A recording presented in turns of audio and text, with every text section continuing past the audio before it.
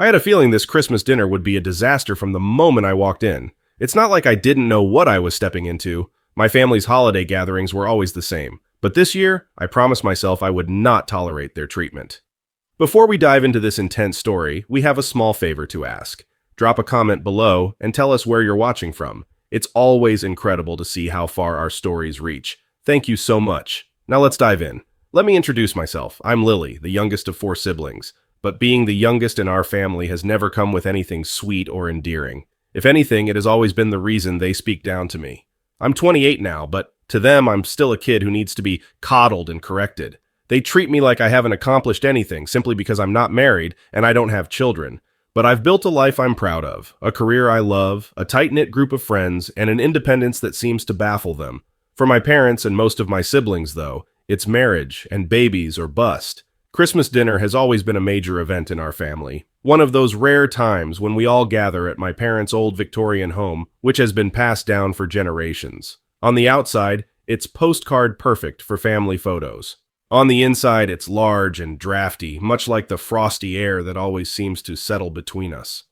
I arrived a bit late this year. When I stepped through the creaking front door, I found the usual chaos. My oldest brother, Mark, was barking orders to his wife and 3 kids, acting as if he owned the place. My older sister, Lucy, stood near the kitchen with her husband and their brand new baby, radiating that polished, look-at-our-perfect family vibe. Meanwhile, my mom, Margaret, and my dad, Henry, hustled around the kitchen trying to look as though they were in full control. I tried to slip in quietly, hoping nobody would notice me until I had a chance to steady myself. But of course, my mom spotted me right away. She gave me that big, artificial smile she reserves for holiday gatherings, the one that always makes me feel like I'm an outsider at my own family's celebration. "Lily, dear," Mom said, pulling me into an obligatory hug, "I'm so glad you could finally make it. Go on and grab a seat."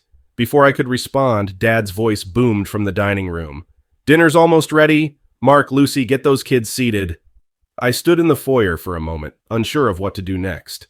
The grown-ups' dining table was fully set in the next room, decked out in holiday elegance, china, candles, wine glasses.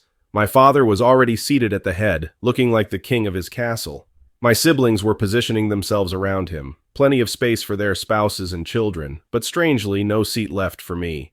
My mom brushed past me again, speaking in that syrupy tone she always uses when she wants to teach me something. "Lily, we had to bring in an extra card table for the youngsters this year. Why don't you sit with them? We set a spot for you right there." I froze. She was asking me, her 28-year-old daughter, to sit at the kids' table, a small rickety card table with mismatched chairs surrounded by toddlers. Paper plates and plastic cups were laid out like an afterthought, while the formal china gleamed at the main table. My cheeks felt hot with embarrassment and anger. I froze, my heart pounding. In the past, I'd grit my teeth and say something like, "Sure, Mom." But this time was different. I was tired of playing the role they'd assigned me all my life. I felt a surge of resolve flood my veins. Instead of nodding and trudging to the kids' table, I forced a tight smile and replied, "No, Mom, why should I sit with the kids?" The air seemed to go still. Mom blinked, her smile faltering for an instant, as if she hadn't expected me to object. In the dining room, Dad set down a serving dish and glanced over, eyebrows raised. Mark, halfway through corralling his children, stopped to look at me with mild confusion. "Lily," Mom said carefully as though speaking to a defiant child, "we just wanted to make sure you had a seat. We're a little tight at the main table this year, and you're the youngest, so—" I swallowed the knot in my throat. "I'm 28, Mom. I'm not going to sit at a folding table with toddlers. There's no reason I can't sit with everyone else." Mark, who had wandered over with his kids, chimed in, "Don't be difficult, Lily. It's just for tonight. It's not a big deal." My chest tightened. "It's not about just tonight. It's about how I'm treated like I'm not an adult. If you can find space for your children, you can find space for me, too." Dad set the dish down with a clank and came around the table, trying to play mediator. "Lily," he said, voice low with that all-too-familiar authority, "let's not turn this into a scene. It's Christmas, for heaven's sake." I crossed my arms, feeling all the pent-up frustration of years past. "I'm not trying to make a scene. I'm just saying I deserve a seat at the main table, unless you really think your adult daughter belongs with the 5-year-olds. Lucy, who had been standing near the kitchen entrance with her newborn, finally intervened. "Hold on, everyone. Maybe we can rearrange. It doesn't have to be a big deal." But Mom let out a weary sigh. "Lucy, we've already set the table. We don't have room for another chair unless we bring in the spare leaf and shift everything around. It would be a hassle. Lily, please just help us out. Her voice trailed off when she noticed the look on my face. The frustration, the disappointment, the anger. It must have been plain as day. Fine, I said. Then I won't sit at all. With that, I turned on my heel and grabbed my coat from the hook where I'd just placed it. The moment my hand touched the doorknob, Dad's voice boomed. Lily, come on now. Don't be childish about this. Where are you going? I whipped around. If you really think it's childish for me to want to be treated like an adult, then maybe this whole evening is a waste of my time. Mark stepped in front of the doorway, trying to block me. You're overreacting. It's not like we're telling you you're worthless. We just don't have the space. I let out a bitter laugh. You've never had space for me, unless it's to do something for you or to fit into some neat little family photo. I'm done with being shoved aside.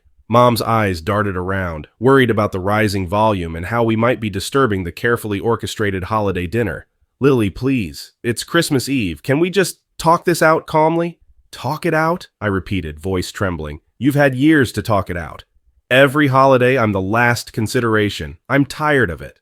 I shoved past Mark and flung open the door. A cold gust of wind rushed in, making the lights on the Christmas wreath sway. Lily, Mom called, stepping forward as if to stop me. Wait! But I didn't wait. Enjoy your dinner, I said sharply, stepping out into the freezing winter night. I got in my car and pulled out of the driveway, heart thudding in my chest. Snow swirled in the headlights as I sped away from the old Victorian. Part of me felt a twinge of guilt. This was, after all, Christmas Eve. But the larger part of me felt liberated. For once, I wasn't quietly accepting whatever crumbs of dignity my family threw my way.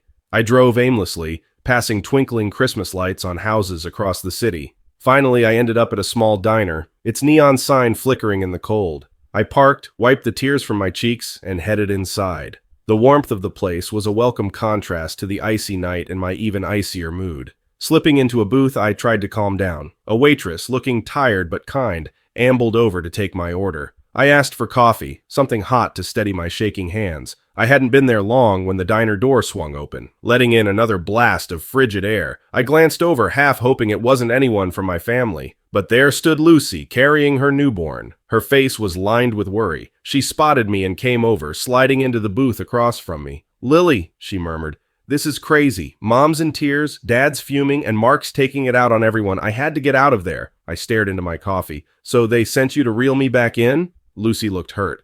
I'm here because I care. I've always tried to help you when they gang up on you. You know that. I exhaled, my anger simmering to a quieter ache. It's not just tonight, Lucy. It's every time we get together. They shove me in the background. I'm tired of it. She nodded, rocking the baby gently. I understand, but you know how Mom is. She wants everything neat and perfect. And Dad, well, tradition is everything to him. Mark doesn't mean any harm. He just... Suddenly, Lucy's phone buzzed. She shifted the baby to glance at the screen, her face tightening as multiple texts appeared.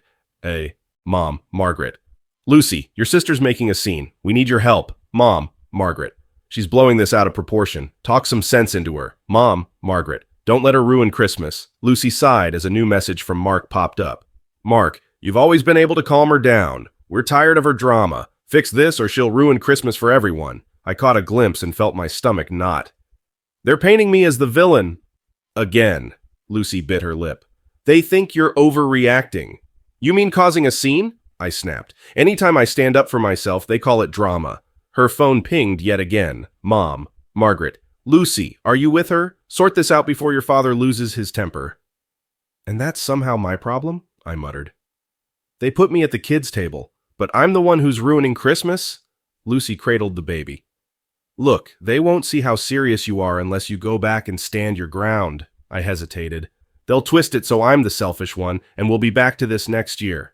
Then hold them accountable each time, Lucy urged. It won't magically fix everything, but it's a start. Another text from Mark lit up. Mark, if Lily doesn't come home now, she can forget about New Year's. They're actually threatening me, I whispered angrily. Fine, I'll go back. But if this happens again, I'm done. Lucy nodded. On your terms, Lily. When we returned, Dad stood at the door, arms crossed, Mom hovering behind him with a forced smile. Glad you're here, she said, but her tense tone said otherwise. Mark lurked nearby, tapping his foot impatiently. We're just doing what's best for the family, Dad insisted in a clipped voice. Can we finish dinner now? Mark added, rolling his eyes. I took a breath. I'm not apologizing. You're the ones who owe me respect. Their quick, uneasy glances told me they still blamed me for the drama. Despite our so-called truce, their manipulative undercurrent filled the house, and as I stood there, I wondered how long my resolve would hold before they tried to shove me aside all over again. Lily took a few careful steps into the foyer, tension like a tight band around her chest. The air in the old Victorian felt heavier than before. Mark muttered under his breath, and Dad stood stiffly by the staircase, arms folded across his chest. Mom hovered in the background, clutching a dish towel as though it were a lifeline. "So," Dad said tersely, "are we done acting out, or are we going to have a normal family dinner?" I stood there on the porch, cold wind stinging my cheeks, coat half on, half off. Somewhere behind me, Mom called my name in a breathless, pleading tone. A second later, the front door creaked open and Lucy rushed out, baby still fussing in her arms. "Lily, wait," she said, eyes wide with worry. "Don't go like this. Just come back inside and—" "And what?" I snapped, turning to face her. "Pretend everything's okay? Sit down at a table where they still think I'm being a brat for not wanting to babysit the toddlers?" Lucy swallowed hard, shifting the baby.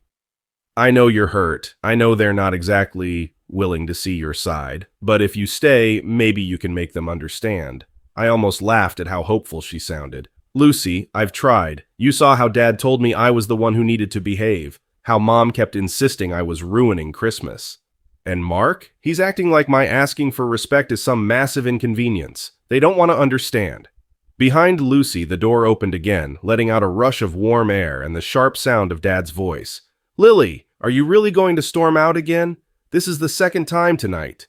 I could see him, arms folded, jaw set in that way that always meant he wasn't about to bend. Mom hovered behind him, clutching the edges of her sweater, eyes darting nervously between me and Dad. "I'm not storming out," I replied, voice shaking. "I'm leaving because none of you will acknowledge that you've been treating me like a child for years. And when I finally stand up for myself, you all act like I'm destroying the holiday." Dad huffed. "Because you are. We had guests, dinner was ready, this was supposed to be a family celebration. You decided to make a scene." "Making a scene?" I repeated, anger flaring. "I asked for a seat at the adult table. That's it. You decided that was too much to handle. So don't put this on me." Mom stepped forward, her voice taking on that tremulous tone that always got to me. "Sweetheart, let's just talk, calmly. Please don't do anything rash." Lucy tried to catch my eye, silently asking me not to escalate, but I was done tiptoeing. "I tried talking, Mom, remember? You brushed me off, told me to sit with the kids. When I said no, I was accused of ruining everything." Dad threw up his hands. "Fine, you want an apology? We're sorry we offended you, but can't you let it go for one night and just have dinner like a normal family?" My throat tightened. I can't let it go anymore. If you actually meant that apology, you'd change how you treat me. Instead, you're still blaming me for upsetting the peace. You're not sorry, it's just damage control. At that, Dad's face darkened. "You really are determined to pick a fight, aren't you?"